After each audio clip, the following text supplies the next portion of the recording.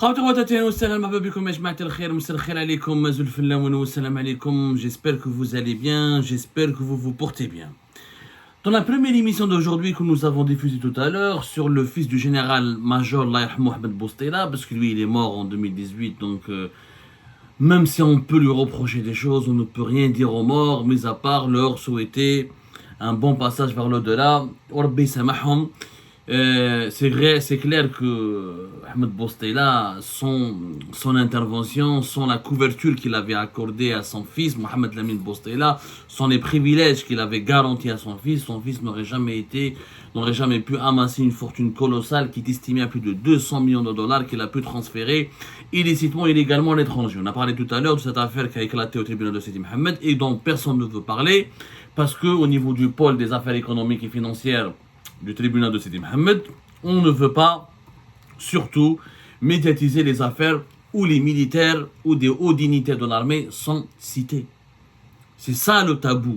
On veut nous faire croire que depuis 2019, on se concentre uniquement sur les affaires de corruption dans lesquelles sont cités des civils, notamment des membres du clan de Bouteflika, des hommes d'affaires proches du clan Bouteflika ou la membre du clan de Bouteflika, ou Saïd Bouteflika, le frère du président déchu et défunt Abdelaziz Bouteflika, ou ses complices, ou ses amis, ou des membres de sa famille. Mais quand on a des affaires de corruption qui impliquent des dignitaires de l'armée, de l'institution militaire, dont des généraux, on en parle très peu. Et après l'affaire du fils du général Ahmed Boustela, je vous donne un autre exemple. Ghali Belqsir. Mais qui parle du général Ghali Belqsir? Personne. Le général le plus corrompu de l'armée algérienne. En fuite à l'étranger depuis 2019.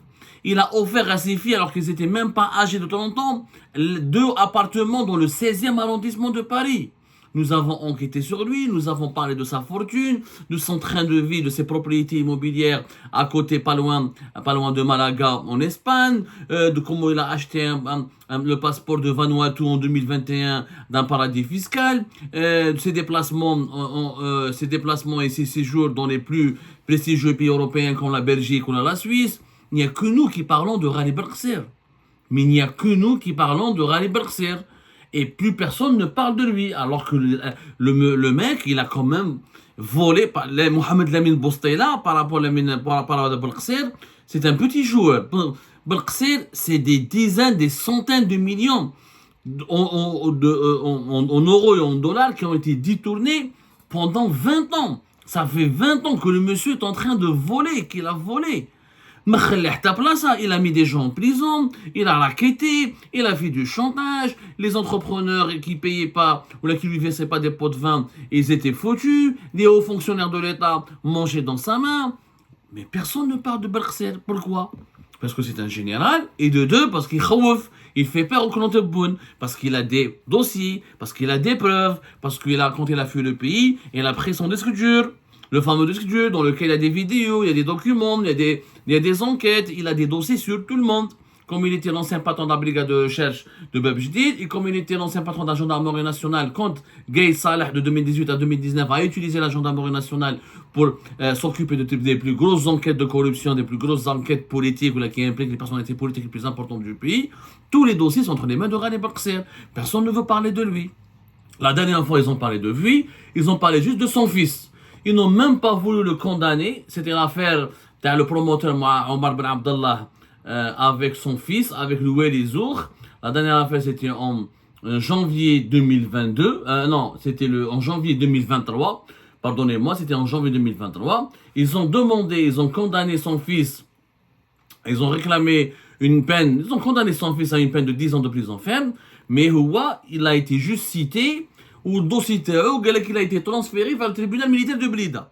Le pôle économique, les juges du pôle économique et financier du tribunal de Sidi Mohamed n'ont même pas voulu requérir une peine ou lancer un mandat d'arrêt international contre Ghali Belqsir. Il faut savoir que Ghali Belqsir, il n'a que 4 mandats d'arrêt internationaux qui sont lancés spécifiquement et uniquement par le tribunal militaire de Blida. 3 mandats d'arrêt internationaux pour les affaires de corruption et un 4e mandat d'arrêt international pour haute trahison. Mais c'est une juridiction militaire. Et vous savez très bien que les juridictions militaires ne sont pas prises en considération dans les coopérations, dans les opérations d'entraide judiciaire internationale, mis à part quelques conventions bilatérales. Là, les institutions judiciaires internationales, les institutions comme Interpol et d'autres institutions de coopération judiciaire internationale ne prennent pas en compte les mandats d'arrêt lancés. Parce que la justice militaire, elle est considérée comme une justice d'exception, comme une justice qui n'est pas, surtout dans des pays comme l'Algérie et Jma. Il faut savoir, on consacrera une émission à cela un jour, la justice militaire, elle a quasiment disparu dans tous les pays développés. On ne parle plus de justice militaire. Dans les pays développés, il y a beaucoup de pays développés qui ont supprimé, qui ont annulé le principe. Il n'y a pas de justice militaire. Un militaire peut être jugé par une justice civile. Là, en Algérie, la justice militaire, elle est non seulement opaque, méconnue, elle a des défauts encore plus graves que la justice civile qui n'est même pas indépendante et qui est instrumentalisée par l'arbitraire politique. Alors la justice militaire, c'est encore pire. Donc l'Interpol et les organisations internationales de coopération judiciaire ou de lutte contre la criminalité financière et contre la corruption ne prennent pas en considération les mandats d'arrêt internationaux. L'Algérie a des conventions avec la France, avec d'autres pays développés au niveau d'entraide judiciaire. Des fois, les autorités judiciaires de ces pays-là acceptent de répondre aux demandes des juges des tribunaux militaires algériens, mais c'est pas automatique. Ils peuvent le refuser parce que leurs homologues, leurs vis-à-vis, c'est des juges civils. C'est pas les juges militaires. Belqsir, personne ne parle de lui. L'affaire est à Zour, mais Omar Ben Abdallah, le fameux homme d'affaires, le promoteur immobilier, qui a reconnu ouvertement qu'il était l'ami de M. Belqsir, que Belqsir intervenait pour lui pour régler beaucoup de ses affaires et pour lui ramener des marchés, notamment avec le Wali d'Alger, l'ancien Wali d'Alger Zour, afin de construire et de lancer des promotions immobilières, des projets d'hôtels, etc. Et Omar Ben Abdallah, on l'a déjà dit, on a été le seul à en parler. Omar Ben Abdallah, il était le porte-plume, le prête-nom de Belqsir dans plusieurs affaires.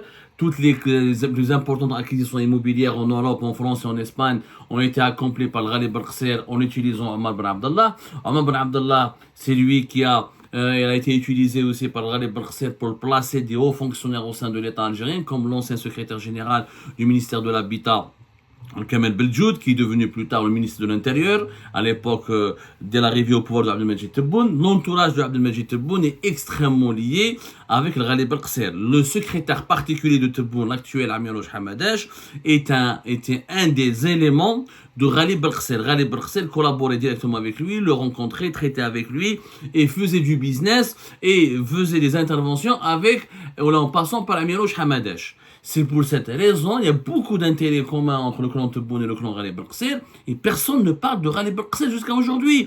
Il a disparu des radars alors que ce monsieur est en train de mener une vie de prince. Nous avons poursuivi notre enquête chez Algérie-Pac, nous avons trouvé des indices et avérés que Ghali Belqsir a opéré des nouvelles acquisitions immobilières en France, notamment dans une ville qui s'appelle Fontainebleau, que vous connaissez peut-être, qui est située à pratiquement 1 heure de Paris, très connue pour abriter le fameux château de Fontainebleau, l'un des joyaux de l'histoire de France et de la monarchie française, l'un des joyaux du patrimoine français.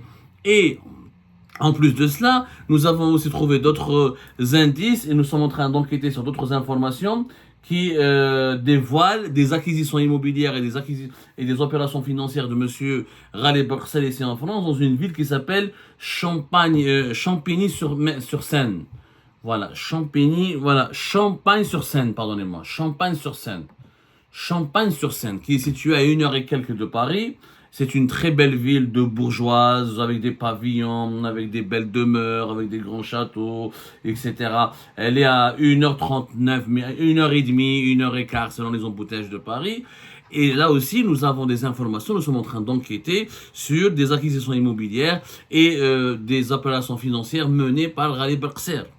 Ghali Belqsir, à travers ses filles, à travers ses enfants, à travers des intermédiaires, à travers des businesswomen ou des businessmen, qu'il a connus depuis qu'il était haut responsable de la gendarmerie algérienne et qui les a aidés en Algérie à faire du business, qui les a introduits en Algérie pour les marchés pour faire des opérations d'importation ou des exportations vers l'Algérie ou pour remporter des marchés publics. Et bien ces gens-là lui ont renvoyé l'ascenseur, ils ont blanchi son argent en Europe.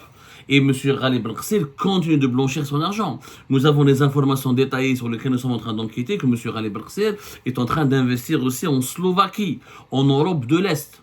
En Slovaquie, en Europe de l'Est. Et il est en train de diversifier ses placements, de diversifier sa fortune. Il ne veut plus dépendre que de la France ou que de l'Espagne. Il s'est intéressé à la Suisse récemment. D'ailleurs, il a été arrêté, on en a parlé en Suisse. Ensuite, il a été relâché. Il n'a pas été emmerdé beaucoup par la Suisse parce que voilà, c'est un mandat d'arrêt international qui émane de la justice militaire. Donc voilà, peut-être que sur les 4 mandats, il y a un seul mandat qui a été validé par l'Interpol et encore qui est en cours de traitement. On lui a jamais... on l'a jamais emmerdé plus que ça. C'était en octobre, entre octobre et novembre 2023.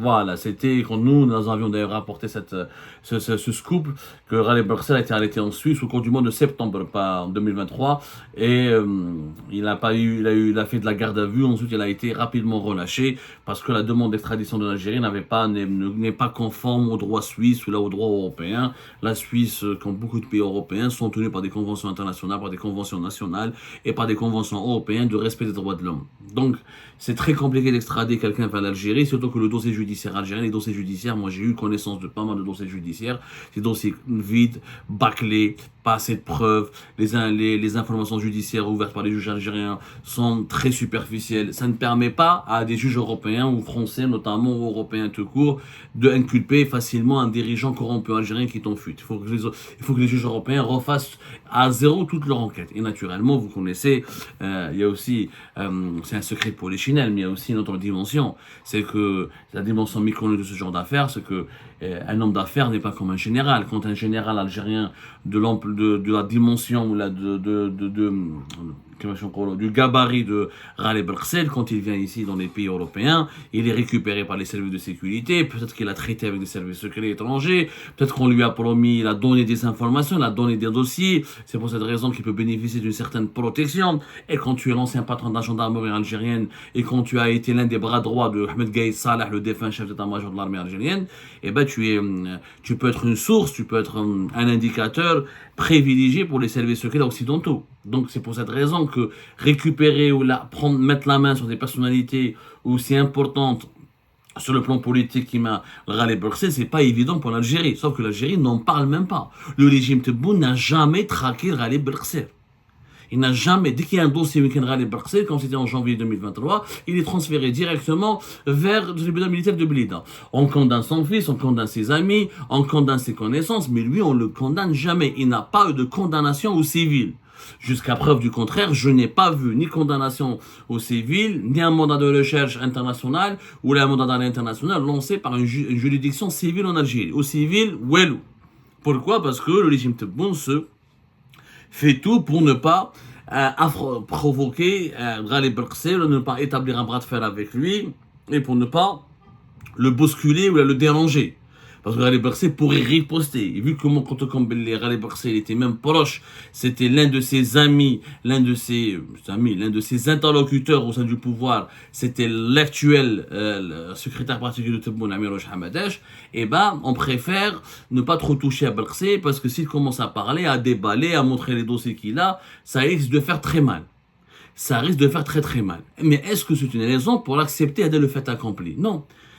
Je suis désolé, les juges algériens, ceux et celles qui prétendent lutter sincèrement contre la corruption en Algérie, qui veulent moraliser la vie politique du pays ou moraliser le fonctionnement de l'État dans notre pays, on ne peut pas faire l'impasse, ne peuvent pas faire l'impasse sur l'affaire Belkacem.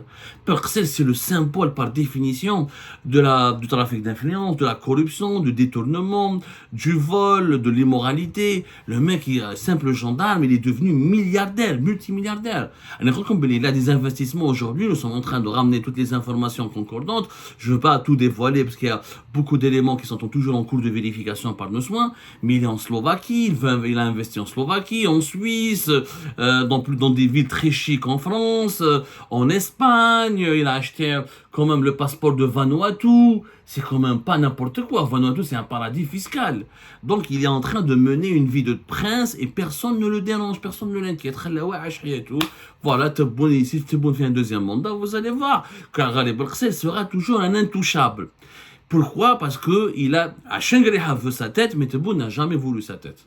Il n'y a que Shengriha qui veut ça. Il n'y a que l'institution militaire qui veut sa tête parce que lui, il a porté un énorme préjudice à l'armée et que lui, Ghalib Al-Qasser a aussi voulu quelque part à toucher à des elle a vraiment fait du mal à de nombreux décideurs et responsables de l'armée qui sont actuellement au pouvoir à côté de Saïd Shengriha. Saïd Shengriha sait très bien quel est le pouvoir de nuisance de Ghalib Al-Qasser et qu'on ne peut pas se permettre de laisser un Ghalib Al-Qasser à l'étranger.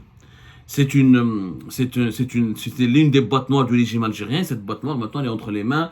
Elle peut facilement parler et dévoiler des vérités à des services secrets étrangers. Mais Tebboune se contrefiche totalement. Barksé, il lui a foutu la paix. Pour des raisons qu'on a déjà expliquées. Parce que beaucoup des membres de son entourage avaient des connexions dans des business, dans des affaires politiques, dans des affaires d'intervention politique, dans des affaires de trafic d'influence, avec Ghalib Al-Qasser. Maintenant, on a décidé de ne pas se taire. Donc voilà, nous avons des informations précises, plus ou moins précises. Nous allons enquêter et vous les dévoiler bientôt sur des opérations financières et immobilières de Ghalib Al-Qasser en Slovaquie et dans deux villes chics ici dans la région parisienne, Fontainebleau et Champagne-sur-Seine. On reviendra sur ces informations avec beaucoup plus de détails dans nos prochaines émissions.